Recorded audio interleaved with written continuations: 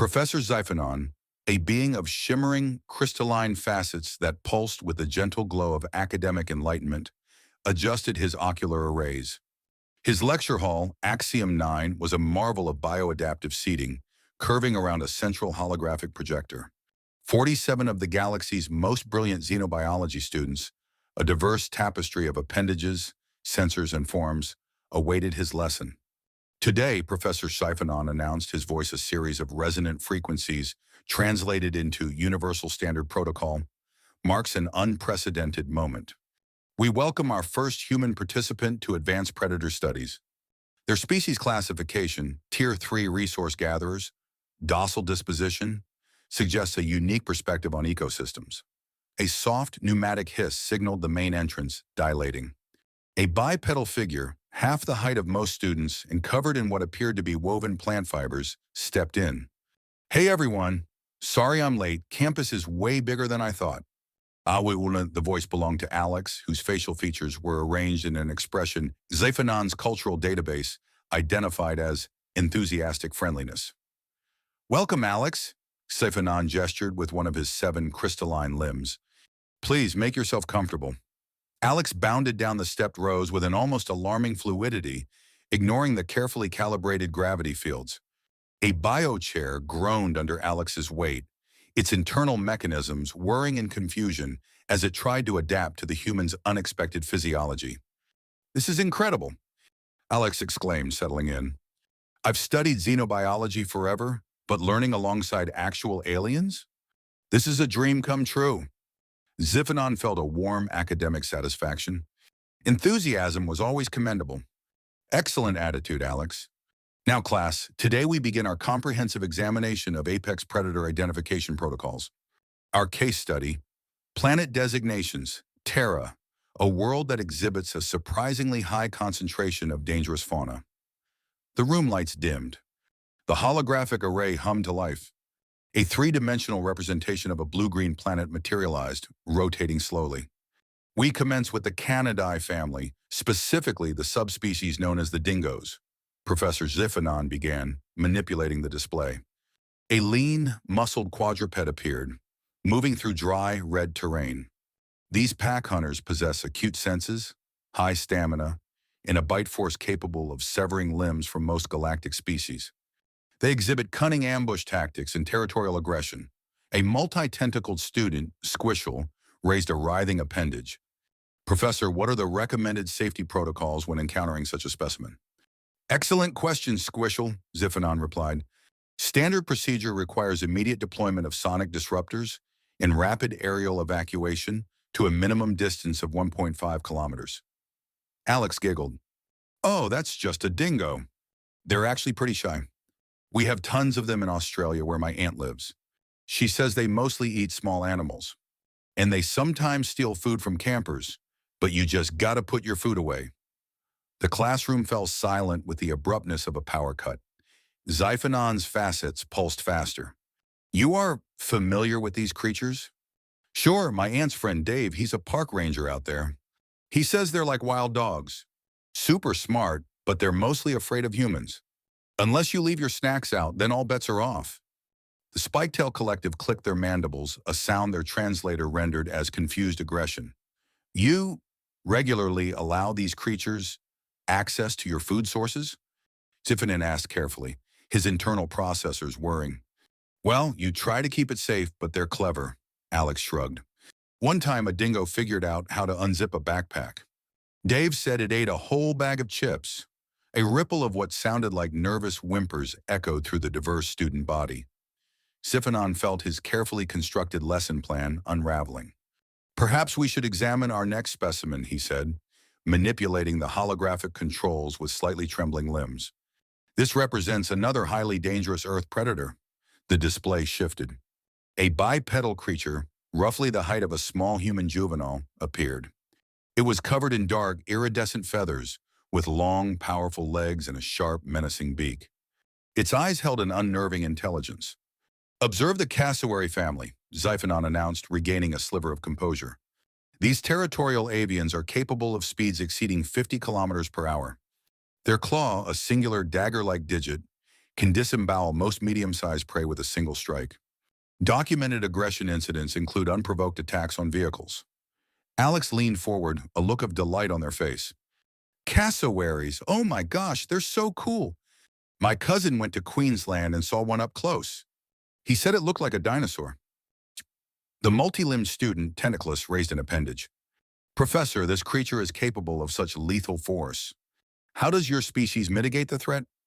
Well, Alex replied, you just don't get too close.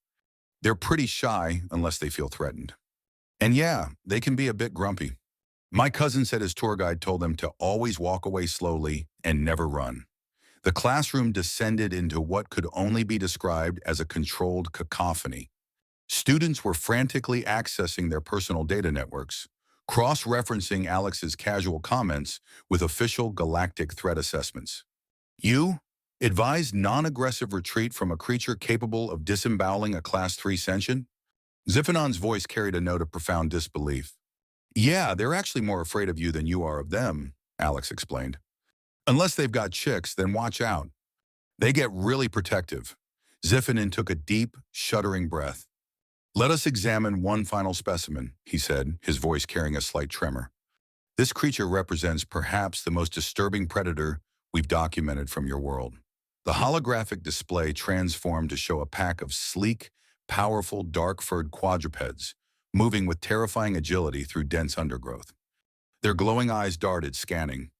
Their synchronized movements demonstrated sophisticated tactical behavior. The Felis family, specifically the subspecies known as the melanistic panthera, Xiphenon announced.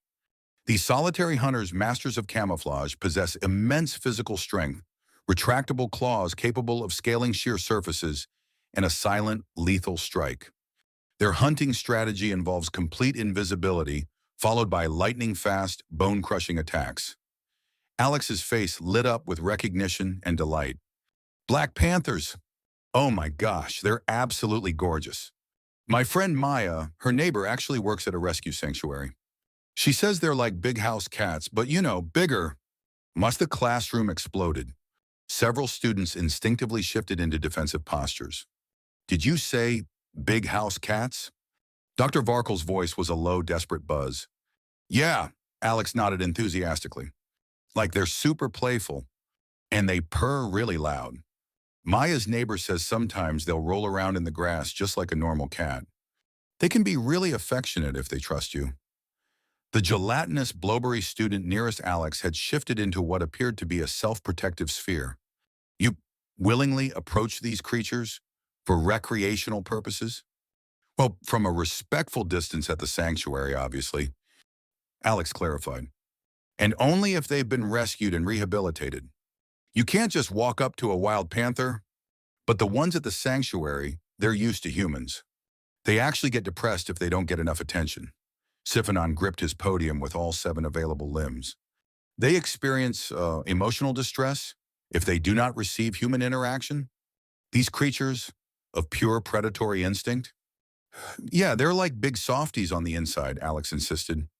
They just need love. Socronetowum, the holographic display flickered as Xiphenon's manipulator appendages trembled against the controls. Class, he announced, his voice carrying only the slightest quaver. I believe we should take an extended recess. Please use this time to process today's educational material. We will reconvene shortly to discuss the broader implications of these findings. As students filed out their various forms of communication, creating a cacophony of confused chatter, Alex remained seated, still gazing at the Panthera hologram with obvious fondness. This is such a great teaching setup, Alex said to the nearly empty room. I hope we get to cover marine predators next. Wait until you see footage of great white sharks. Now those are some seriously impressive hunters. Professor Xiphenon's ocular sensors went wide. He realized his curriculum had only scratched the surface of Earth's predatory species. He was definitely going to need to contact the Galactic Safety Bureau.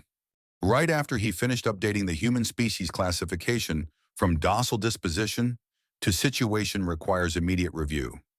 The faculty lounge of the Galactic Educational Consortium had never seen anything quite like the emergency meeting that convened 37 minutes after Professor Xiphenon's class ended.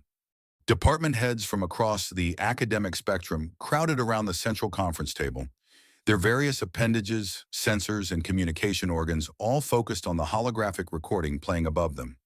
"Play it again," demanded Dr. Sylar, the head of interspecies safety studies.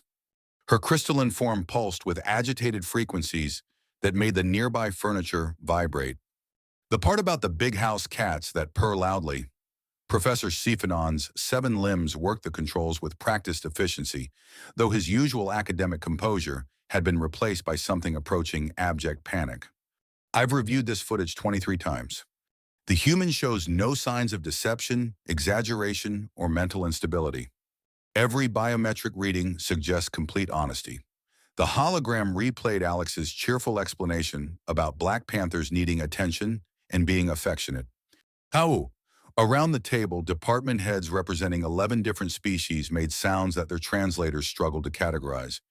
"This contradicts every assessment in our database," muttered Professor Grok from Planetary Survey. His compound eyes flickered through various spectrums as he consulted multiple data streams simultaneously. Terra is classified as minimal threat. Resource gatherers. Docile inhabitants. How did we miss this? Swearing them, because nobody thought to look. Dr. Seiler's voice carried acidic undertones. "Our initial contact protocols focus on technological capabilities and resource potential. We don't typically assess species relationships with dangerous fauna, because most civilizations actively avoid dangerous fauna." And what about the dingo?" buzzed a delegate from the Hive Mind Collective. "They permit a Class 7 predator to unfasten its own food containers? And they find this clever? It implies a level of cognitive problem-solving in the predator that is alarming," Dr. Varkle added, his voice strained, "and a level of tolerance in the human that is more alarming." Later, in a heavily secured debriefing room, Ambassador Xylos and Dr. Varkle presented further findings gathered from Alex's personal data device, a smartphone, which contained numerous photographic and video records. "This is from when my family went to the Galapagos Islands," Alex explained cheerfully, displaying an image of a small human standing beside a gigantic reptile with a thick, leathery hide, a giant tortoise. "They live for hundreds of years, and they just wander around, totally chill. This creature possesses an armored shell capable of withstanding direct impact from small arms fire," Dr. Varkle droned, his voice devoid of emotion, "and its bite force, while slow, is immense. Yet the human is in direct, unshielded proximity." "They're vegetarians," Alex laughed. "Super slow, too. You could outrun them easily. My dad even got a video of one trying to climb a hill. It took forever." The next image showed Alex's sibling, a sister named Lily, smiling while a large, colorful avian creature with a massive, curving beak rested on her shoulder. "This is Sparky, our parrot." Lily taught him to say hello and good boy. A sentient avian, capable of mimicry and complex vocalizations, is permitted to perch directly upon a human's vulnerable anatomical structures? Dr. Zeiler demanded, her facets pulsing rapidly. "And this is a pet?" "Yeah, parrots are awesome," Alex grinned. "They're super smart. Some can even hold conversations. Sparky sometimes tells jokes, but they're not always funny." Ambassador Xylos felt his mental map of reality crumbling. A creature of significant intelligence and a powerful beak was reduced to a pet that tells jokes? "This next one," Alex continued, scrolling, "is from my cousin's farm. This is our prize bull, Big Red." Sibana, the hologram materialized a truly colossal quadruped, bulging with muscle, with 2 massive curving horns that could impale a light armored vehicle. It had a ring through its nasal cartilage. "It is a domesticated bovine," Dr. Varkol murmured, his processing unit struggling, "but of immense size and obvious power. And it has an ornamental ring in its nose?" "Yeah, he's a gentle giant," Alex explained, "but you gotta respect him. He can get pretty feisty if he thinks you're messing with his cows." Dr. Zylar had stopped pulsing. Her crystalline facets were now a uniform, dull gray, a sign of extreme system overload. "They apply ornamental modifications to massive, powerful animals that can become feisty if their reproductive partners are disturbed? And they deem this gentle. Xiphenon. The debriefing ended with no clear answers, only more questions. The emergency session of the Galactic Safety Bureau convened in the highest security chamber. Representatives from 52 different civilizations were present. Species reclassification from docile disposition to uncategorizable threat, extreme caution advised, has been approved unanimously, announced Director Xiphenon, her bioluminescent patches flashing a deep, unsettling red. But we have a more immediate problem. Multiple first contact missions are currently en route to Terra. A delegate from the symbiotic fungoid collective shuddered visibly. Our exploration team includes delicate spore emitters. They cannot withstand affectionate panthers. We've attempted to contact all missions, Xiphenon continued, but they're in communication blackout during hyperspace transit. They won't receive our warnings until they reach Earth's solar system. How long until arrival? Schrader, demanded the Granite Folk representative, their massive forms shifting ominously. The closest mission arrives in 11 standard days, Xiphenon replied. The others follow within the same week. The chamber filled with a cacophony of distress signals. But what's our contingency plan? Director Xiphenon's patches dimmed to almost nothing. We don't have one. Our first contact protocols were never designed for a species that refers to apex predators as big softies and considers a giant horned quadruped with a nose ring a gentle giant. A quiet voice from the Mist Dweller delegation echoed. Perhaps we should consider what would happen if a human ever truly got angry at us. The chamber fell silent as that thought settled over 52 different civilizations simultaneously. None of them had ever considered what it might mean to be classified as harmless by humans. 6 months after what galactic historians would later call the Terra incident, every xenobiology program across known space had implemented new mandatory protocols. A stark warning label now appeared on classroom holographic displays before any predator identification lesson. Advisory. When examining Earth's fauna, note that humans often refer to high-threat specimens using terms such as shy, playful, chill, gentle giant, or super cute. These descriptors do not indicate docility. They indicate human interaction protocols that remain poorly understood and highly dangerous to non-humans. Proceed with extreme caution. Professor Xiphenon stood before his new class. Enrollment had surged, though the university had quietly implemented a rigorous psychological screening for all prospective students. Today, he announced, his crystalline facets radiating a cautious glow. We continue our study of the species classification system. Note the new category at the highest level of our danger scale. Terra humans. Threat level, unquantifiable. Recommendation, avoid direct interaction. A nervous student from the Bubble Folk asked, Professor, is it true that humans engage in recreational activities they call horseback riding, involving direct manipulation of large, powerful quadrupedal paracedactyls? Confirmed, Xiphenon replied grimly, consulting his updated files. And they apparently enjoy swimming with dolphins, highly intelligent marine predators weighing over 150 kilograms, for therapeutic purposes. A Stone Singer delegate asked, their voice creating subtle vibrations in the classroom floor. Professor, if this is what humans consider normal behavior, what do they do when they are actually trying to be dangerous? Schreier, Professor Xiphenon was quiet for a long moment. We don't know, he admitted finally. And frankly, we're too afraid to ask. The first contact missions had returned to their homeworlds with recommendations that would reshape galactic diplomacy forever. When dealing with humans, always remember, what they consider perfectly safe family fun would require a military response from any other civilization. In the margins of the official report, a seasoned cultural attaché had added a personal note that became legendary among xenobiologists. Observed human toddler attempting to share a sandwich with a wild dingo. The human displayed no fear. The dingo, after a moment of confusion, accepted the offering. Recommend complete reevaluation of all interspecies feeding protocols when near Terrans. The galaxy had learned to be very, very polite when humans mentioned their pets or their vacation photos.